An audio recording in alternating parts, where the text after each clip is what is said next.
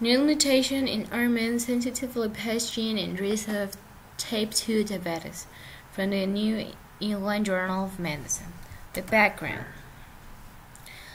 Lipases regulates energy homeostasis through the hydrolysis of intracellular triglycerides and the release of fatty acid for use as energy substrate or lipid mediators in cellular process. Genes encoding proteins that regulate energy homeostasis through lipases are thus likely to play an important role in determining susceptibility to metabolic disorders.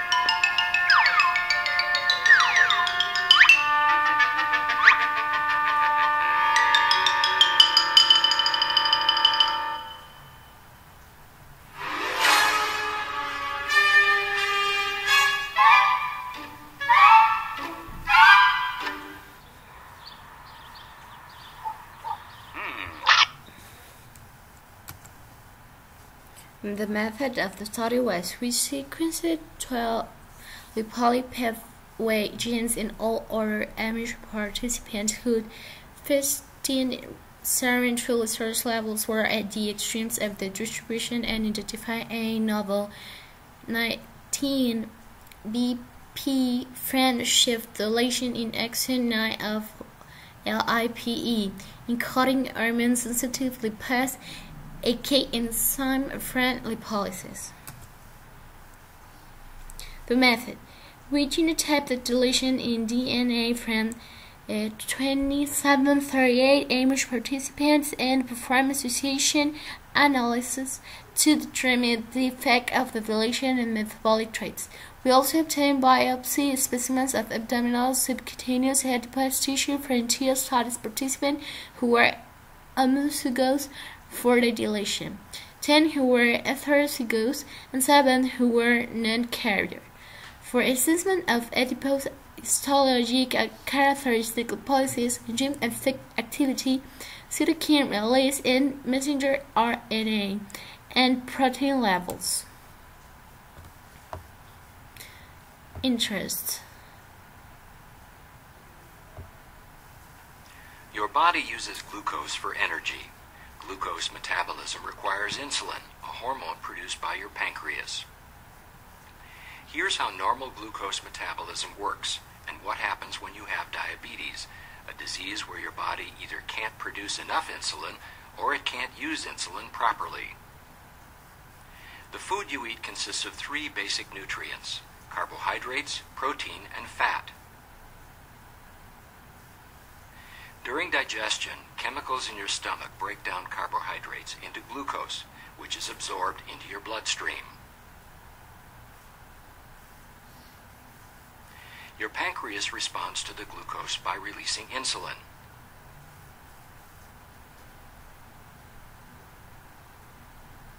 Insulin is responsible for allowing glucose into your body's cells.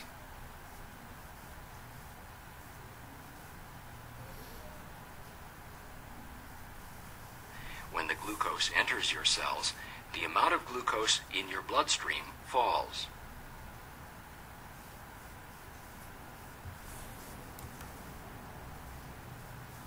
The results: carriers of the mutation and dyslipidemia, hepatic steatosis, systemic insulin resistance, and diabetes. In adipose tissue from the study participants with the DD genotype, the mutation resulted in the absence of HSL proteins, Small adipocytes impair lipolysis, insulin resistance, and inflammation. Transcription factors respond to peroxisome proliferated activate receptor gamma and demonstrate target genes were then regulated in adipose tissue from participants with the DD genotype, altering the regulation of pathways influencing adipogenesis, insulin sensitivity, and lipid metabolism.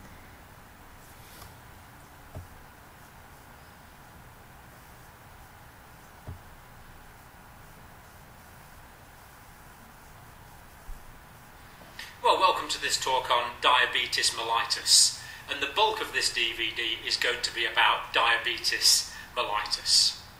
Now, diabetes is an old English word, and the term diabetes means to go through or to flow through. It was sometimes used to describe a siphon where water is siphoned off. So what the word diabetes really means is polyuria. Water is flowing out of the body. There's a large urine volume. So diabetes refers to polyuria. There's large urine volumes. And the term mellitus means sweet. Sometimes it referred to honey. It means sweetness. So in diabetes mellitus, there's large volumes of urine, and that urine is sweet. And this disease has been recognised for thousands of years. Doctors have always realised that some patients would develop polyuria, and when you tasted the urine, it would be sweet. Thankfully, we don't need to taste it now. We've got dipsticks to tell us whether there's sugar in it or not. But I want to be absolutely clear before we really get into the meat of this talk about our definitions. So diabetes refers to a polyuria. There's a lot of water going through the body. That's what diabetes means. And just to clarify the situation to begin with, we want to point out that there's two types of diabetes, and I made up one of my little mind maps here. So we've got diabetes. What are the two types? Well, there's insipidus and there's mellitus. And as I said, this talk is about diabetes mellitus. But before we do that, let's just get diabetes insipidus out of the way. It's very interesting, but it's not really the topic of this video. So insipidus, insipid means watery. You know, if you taste something and you say, this is a bit insipid, it's watery. Conclusions. The findings indicate the physiological significance of HSL in adipocyte function and regulation of systemic lipid and glucose homeostasis, and underscore the severe metabolic consequences of impaired lipolysis. Funded by the National Institute of Health and others.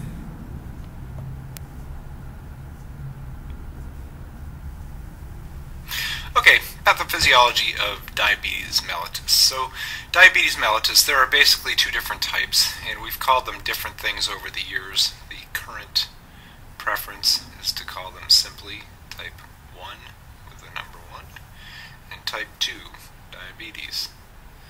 Now, type 1 diabetes used to be called insulin-dependent diabetes, and type 2 diabetes used to be called non-insulin-dependent diabetes, but we have figured out that this is not really a good way of defining them because many type 2 diabetics go on to become insulin-dependent.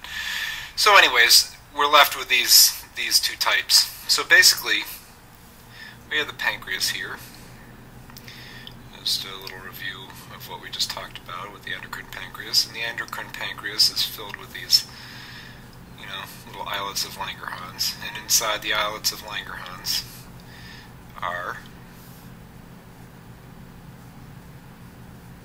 beta cells, and the beta cells crank out insulin in response to glucose that is ingested.